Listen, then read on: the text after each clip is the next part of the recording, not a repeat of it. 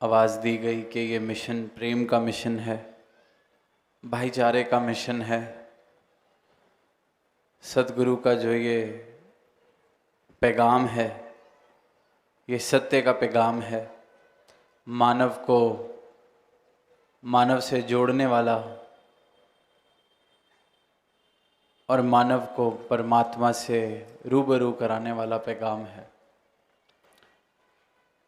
तो जहाँ प्रेम की, भाईचारे की बात हो रही है, तो वो मुमकिन ही तभी हो पाता है जब जो भ्रम के आधार पर खड़ी दीवारें इंसान को इंसान से दूर करती हैं, मानव को मानव का दुश्मन बनाती हैं, मानव को मजबूर कर देती हैं इस प्रकार के कार्य, इस प्रकार के कर्म करने पर के मानवता ही शर्मिंदा हो जाती है। तो ये सिर्फ और सिर्फ इसलिए हो पाता है क्योंकि ये जो दीवारें हैं, इसका आधार भ्रम, अज्ञानता, अंधकार। और फिर सतगुरु जब अपने ब्रह्म ज्ञान से जीवन रोशन करते हैं, तो जैसे ही रोशनी आई तो वो जो पंक्तियाँ के तिमिर गयो रवि देख के, कि अंधेरा उसी क्षण में ख़त्म हो जाता है, अज्ञानता उसी क्षण में ख़त्म हो जाती है। और जहाँ अज्ञानता ख़त्म हो गई तो उसके आधार पर जो टिकी हुई दीवारें, उसकी आधार पर जो टिके हुए वैर विरोध लाजमी हैं फिर वो भी ख़त्म हो जाएं। तो जिस मानव को ये ब्रह्म ज्ञान प्राप्त होता है तो उसकी अवस्था कुछ इस प्रकार हो जाती है कि जैसे एक माला देखते हैं,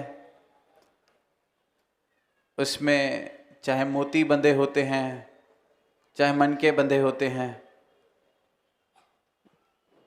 पर सूत्र जो है वो धागा होता है, एक धागे से सब बंधे हैं। ऐसे ही जिस इंसान को सद्गुरु अपने ज्ञान वाली नज़र बख्श देते हैं, फिर वो भी इस सूत्र को जिससे हम सब बंधे हैं, जो हम सब में समाया है, जो हम सब में बराबर समाया है, हर घट में समाया है और हर कण कण में समाया है, फिर उसको देख पाते हैं, उसको जान पाते हैं, उसको जान लेते हैं, अपनी पहचान कर लेते हैं। और जैसे ही ये पहचान होती है तो ये प्रेम जीवन में आना लाजमी हो जाता है। जैसे ही फूल खिलते हैं वैसे ही महक आनी लाजमी हो जाती है। महक को लाने के लिए कोई अलग से परिश्रम नहीं करने पड़ते, अलग से कोई मेहनत नहीं करनी पड़ती। जहाँ फूल खिल जाता है वहाँ महक आनी लाजमी है। इसी प्रकार जहाँ ये सत्य आ जाता है, जहाँ इस परमात्मा की लगता हो जाती है, भ्रम मिट जाते हैं, अंधकार मिट जाता है, वहाँ प्रेम आना लाजमी हो जाता है। फिर वो जो बात जैसे पढ़ते हैं कि जीसस क्राइस्ट ने कहा कि लव दाई नेबर, अपने पड़ोसी से प्रेम करो, तो आमतौर पर पड़ोसी की परिभाषा यही होती है कि जो मेरे पास या मेरे साथ या मेरे मोहल्ले में मेरे आसपास रहता है उसे हम पड़ोसी कहते हैं। पर जो ब्रह्म ज्ञानी होता है उसको तो ये इस बात का बोध हो जाता है कि मेरा तो निवास ही इस परमात्मा में है, मेरा निवास स्थान ये परमात्मा है। और सिर्फ मेरा ही नहीं, हर एक मानव का, सारी सृष्टि का, सारी खलकत का निवास इस परमात्मा में ही हो रहा है। तो फिर मेरे पड़ोस की परिभाषा ही बदल जाती है, विस्तार हो जाता है। जब तक तो खुद को मैं पहचानता हूँ अपने इस शरीर के, अपने इस अस्तित्व के अनुसार, तो शायद मेरा पड़ोस, मेरे पड़ोसी, मेरी परिभाषा अपनी गली, अपने मोहल्ले, अपने शहर तक सीमित हो सकती है, अपने देश तक सीमित हो सकती है, अपने जैसे जो सोचने वाले हैं उन तक सीमित हो सकती है। किसी भी प्रकार की उसमें एक सीमित दायरे में मैं उस पड़ोस को बना सकता हूँ। पर जब सद्गुरु का ज्ञान मिलता है, इस बात का बोध होता है कि मेरा निवास तो इस परमात्मा में है, और सिर्फ मेरा ही नहीं, ये सारी की सारी खलकत, ये सारी की सारी सृष्टि इस परमात्मा में ही निवास कर रही है। तो जब हम निवास ही एक इस परमात्मा में कर रहे हैं, फिर तो पड़ोसी वाला दूरी भी खत्म हो गई। जब बोलते हैं कि पड़ोसी है, तब भी वो दूरी है कि कोई दूर का है, मेरे घर में नहीं रहता, जो साथ वाले घर में रहता है। जीसस ने कहा जो साथ वाले घर में रहता है उससे प्रेम करो, पड़ोस में रहता है उससे प्रेम करो। और आज तो इस वचन का भी विस्तार सद्गुरु ने इस प्रकार कर दिया है कि जब मेरा निवास स्थान ये परमात्मा और हर मानव का निवास स्थान ये परमात्मा, फिर तो पड़ोसी भी नहीं रहा, फिर तो एक घर में रहने वाले हो गए।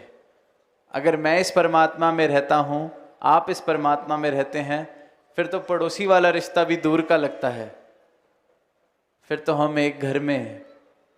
इसलिए फिर भाईचारा स्थापित करना आसान हो जाता है, क्योंकि आधार मूल ये ज्ञान बन जाता है। सद्गुरु का ब्रह्म ज्ञान इस भाईचारे का आधार बन जाता है, और तभी ये मुमकिन भी है। वरना तो दूरियां, वरना तो नाना तरीके की बातें हैं जो हमें किसी से दूर कर सकती हैं।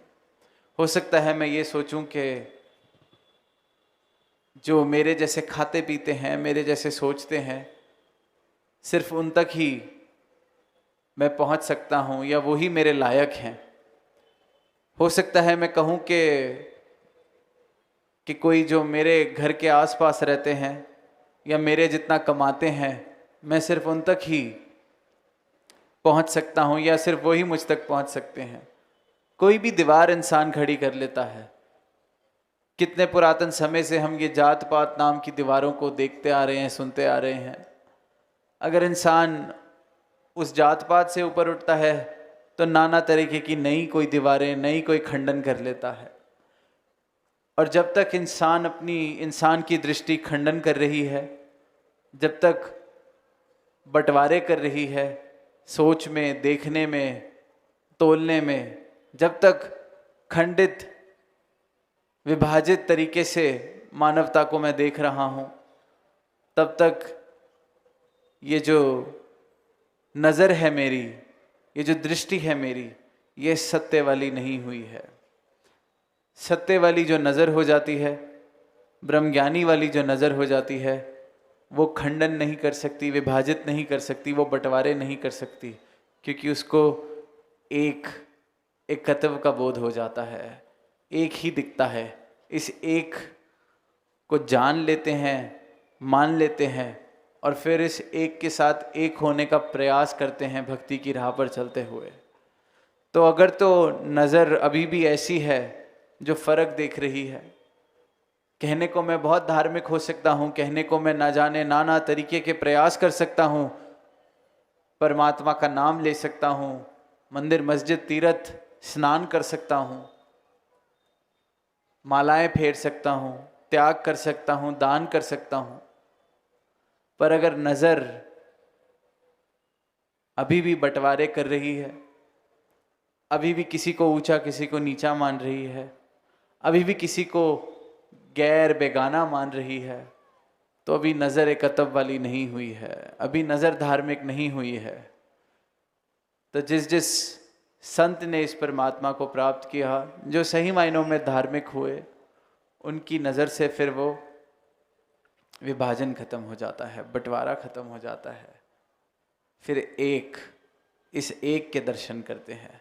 तभी कहा गया है कि गुरसिख गुरदी अख नाल वेखे, क्योंकि सतगुरु ये आंख बख्शते हैं। सतगुरु का ब्रह्म ज्ञान ये नज़र बख्शता है। जैसी नज़र अर्जुन को मिली, कृष्ण भगवान ने जब ज्ञान चक्षु दिए युद्ध के मैदान में, सोच के देखें जान पर बात बनी हुई है, ऐसा नज़ारा बना हुआ है, लाखों लाखों युद्ध में खड़े हैं। ऐसे क्षण में जहां इंसान सिर्फ और सिर्फ ये सोच रहा हो कि अगले क्षण में सांस मिलनी भी है, बचनी भी है, नहीं पता, ऐसे तीव्र घड़ी में भी अर्जुन को ये नजर बख्श दी गई, ये दर्शन दे दिए गए, विराट स्वरूप दिखा दिया गया। ये बात ही उसके जो बोध में थी कि मेरे मारने से कोई मरता है तो मैं सामने खड़े हुए परिवार को कैसे मारूं, तो इस बात का बोध करा दिया गया कि अगर तू ये सोच रहा है कि तेरे मारने से कोई मरता है, तू मारेगा तो कोई मर जाएगा, तू अगर युद्ध नहीं करेगा तो बच जाएगा, तो ये तेरा भ्रम है, ये तेरी अज्ञानता है।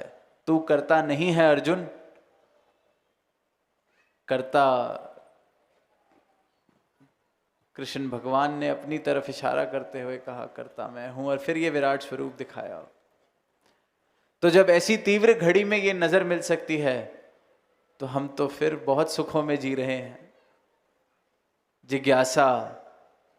जिज्ञासा की तीव्रता जरूरी है। जिज्ञासा है, भूख है, प्यास है, तो ये अमृत प्राप्त हो सकता है, ये नजर प्राप्त हो सकती है।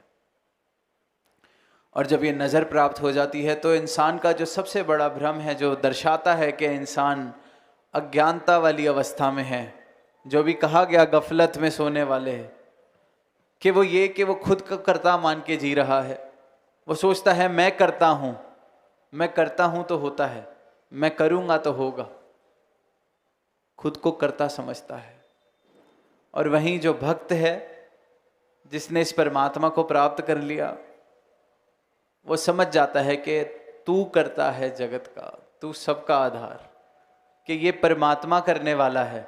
मैं अगर कुछ हूं तो मैं सिर्फ और सिर्फ इसका साधन, इंस्ट्रूमेंट। ये अवस्था बन जाती है भक्त की, धार्मिक व्यक्ति की। और अगर मैं खुद को कर्ता मान के जी रहा हूं तो चाहे मैं नाना तरीके के उपयोग कर लूं धार्मिक होने के, जीवन अभी भी अज्ञानता वाला है, क्योंकि खुद को परमात्मा से बड़ा मान रहा हूं, खुद को कर्ता मान रहा हूं। ये बहुत बड़ी भूल है इंसान की, मानव की। और इसी भूल से जब इस वाली अवस्था में आ जाते हैं कि इस परमात्मा को जानकर मान लेते हैं कि यही करता है, देख लेते हैं कि यही करता है, ये करता है तो होता है, राम किया सो हुआ, राम करे सो होए, ये अवस्था संत की, ये अवस्था भक्त की बन जाती है। उसे पता चल जाता है कि ये सांसें भी अगर चल रही हैं तो इस कर्ता ने मुझे ये सांसें बख्शी हैं तो चल रही हैं, और जब तक ये कर्ता ने सांसें बख्शी हुई हैं तब तक ये चलने वाली हैं।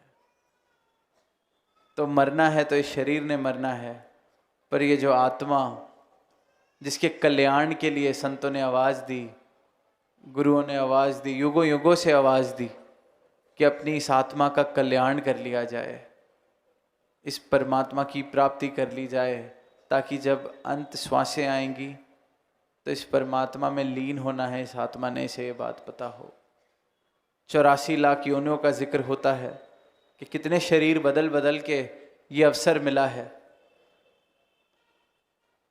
कि भई परापत मानुक दे हुरिया, गोविंद मिलन की ये तेरी बरिया, कि ये गोविंद को मिलने की बारी है। ये मानव शरीर मिला है, मानव तन मिला है,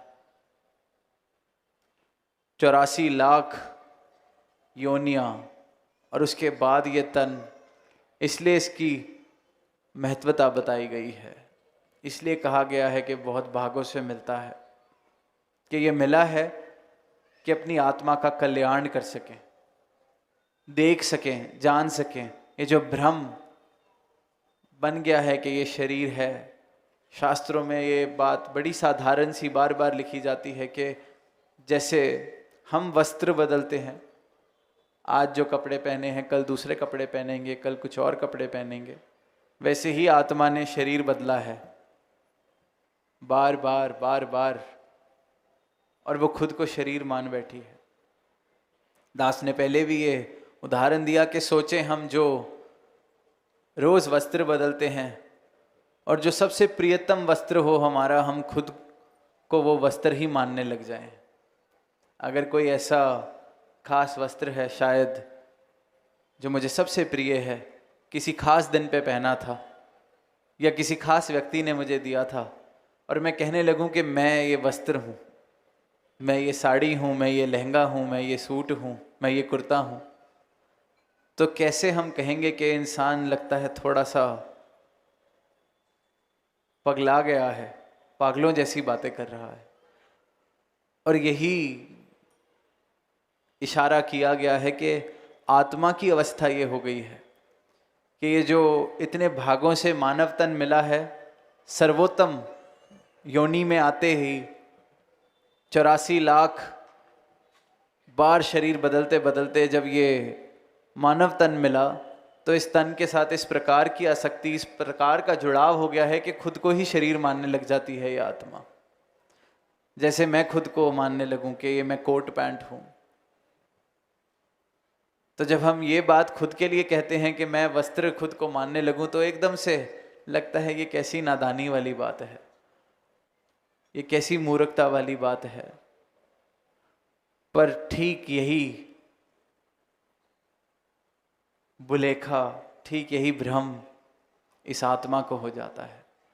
तभी फिर संतों ने आवाज़ दी है युगों युगों से कि अपनी आत्मा का कल्याण करना, इस मानव तन में आके सिर्फ एक यही कार्य है जो कर लेना चाहिए। यही एक कार्य है जिसके लिए मानव तन मिला है। यही कार्य है जिसके लिए इस मानव तन को सर्वोत्तम कहा गया है कि अपनी आत्मा को हम जगा सकते हैं। इसे पता चल सकता है ये किसका अंश है, इसने कहाँ से आई है, कहाँ जाना है, क्या यात्रा है। और जैसे ही इस बात का बोध हो जाता है, ये ब्रह्म ज्ञान मिल जाता है, तो ये जो जीवन हम जी रहे हैं इसको जीने की भी कला आ जाती है। इसमें भी एक आनंद की अवस्था में इंसान इस जीवन को गुजारता है, खुद भी खुश सुखी आनंदमय जीवन जीता है और सबके लिए फिर एक वरदान का रूप बनता है। तो फिर उसके भाव वो हो जाते हैं कि नर सेवा नारायण पूजा, क्योंकि सब में ही इस परमात्मा के दर्शन करता है। और फिर सबके लिए सेवा भाव, सबके लिए प्रेम, सबके लिए शुभकामनाएं, सबकी खुशी में खुद को खुश देखता है। तो ऐसा इंसान वाकई ही फिर वरदान का रूप बन जाता है। और ये मुमकिन तभी है जब अपनी पहचान हो जाए, जब ये सत्य का बोध हो जाए। वरना तो नाना तरीके के इतने भ्रम है, इतना गहन अंधकार है कि इंसान अपने आसपास इस भ्रमों के जाल को बना के उसी में फंसा रह जाता है। तो ये बहुत अनिवार्य है, अति ज़रूरी कि इंसान इस परमात्मा को जान सके, धार्मिक होना क्या है इस बात का बोध कर सके, जीवन जीने की कला क्या है इसे जान सके, ताकि खुद भी एक आनंदमय जीवन जिए और सारी ही मानवता के लिए एक वरदान का रूप बने। प्रेम की सिर्फ बात ना हो, प्रेम सिर्फ एक शब्द ना हो, प्रेम मेरा जीवन हो जाए। प्रेम की महक से मैं जहाँ जाऊँ उस स्थान को मैं महका दूँ, ऐसा प्रेम जीवन में आए। और ये तभी मुमकिन है जब अपनी पहचान हो जाती है, जब सद्गुरु की शरण मिल जाती है। अभी महापुरुष बात कर रहे थे तो कह रहे थे कि यहाँ जो संत हैं चली जाती है, क्योंकि सब सेवा में इतनी तन्मयता के साथ योगदान देते हैं कि शायद इस प्रकार की स्थिति बन जाती है कि जॉब भी छोड़नी पड़ी तो छोड़ दी, सेवा करी। तो ये जो अवस्था बनती है, ये कोई अगर सुन रहा हो और उसको अटपटी लग रही हो बात कि ऐसे कोई क्यों करता है, क्या ज़रूरत है, ऐसी क्या मजबूरी है, तो ये मजबूरी नहीं, ये प्रेम का रिश्ता है। अपने सदगुरु के साथ प्रेम का रिश्ता है, इस परमात्मा के साथ प्रेम का रिश्ता है कि ये सेवा का जो मौका आया, दर्शनों का जो अवसर आया, तो वो रूह खिल उठती है, वो आत्मा खिल उठती है। प्रेम इस प्रकार अपना रूप दिखाता है कि बाकी चीज़ें फिर फीकी पड़ने लग जाती हैं, फीकी लगने लग जाती हैं। तो कोई अगर पहली बार ऐसी बात सुने तो अटपटी लग सकती है कि ऐसी क्या मजबूरी है, ऐसी क्या ज़रूरत है। ज़रूरत नहीं, ज़रूरत तो प्रेम है, और प्रेम जिसने चखा है सिर्फ वही बता सकता है कि प्रेम का स्वाद क्या है, प्रेम की ज़रूरत क्या है, और प्रेम के बिना जीवन कितना बेस्वादा था। तो यही अरदास दातार से कि ये जो प्रेम है ये सबके जीवन में आ सके, ये परमात्मा सबके जीवन में आ सके, परमात्मा का बोध हर एक मानव कर सके, ताकि सही मायनों में प्रेम क्या है इससे मेरा जीवन परिचित हो सके, इसको मैं जान सकूं, और फिर इस प्रेम को जानकर इस प्रेम में ही सराभर जीवन जी सकूं, और इस एकत्व को देखकर, इस एक को जानकर इसके साथ मैं एक हो सकूं। प्रेम से कहना धन्यवाद।